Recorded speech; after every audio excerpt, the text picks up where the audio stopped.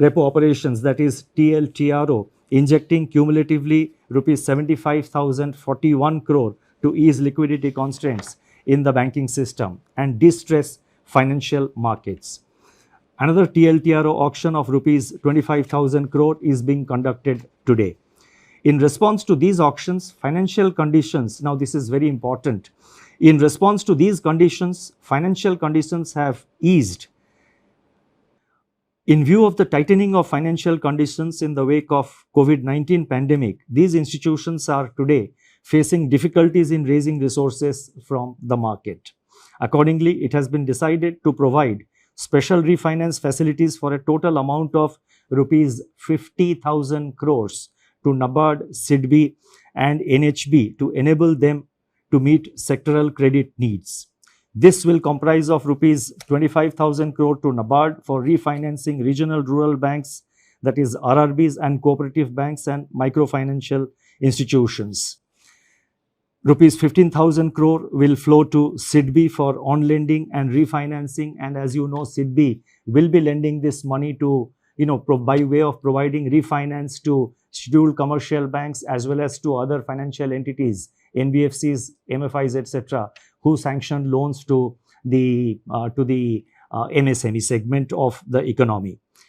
And NHB will be allotted rupees 10,000 crore for supporting housing finance companies, HFCs. Now, these amounts which I announced, that is totally 50,000 crore, of which 25,000 crore goes to NABARD, 15,000 crore goes to SIDBI, and 10,000 crore goes to NHB. These amounts have been determined and decided in consultation with these institutions. Should there be additional requirement by these institutions, and again, depending on and based on the actual utilization of resources provided, funds provided by the liquidity provided by the RBI, if there is a further requirement, the RBI will assess the situation, review it, and take further measures to step up this level of liquidity support.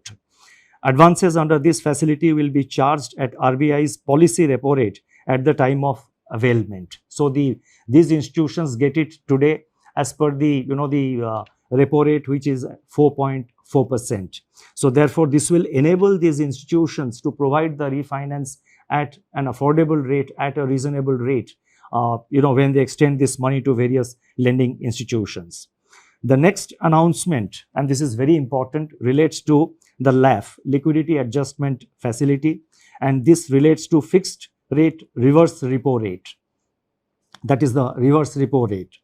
As I have mentioned earlier, the surplus liquidity in the banking system has risen significantly in the wake of government spending and the various liquidity enhancing measures undertaken by the RBI.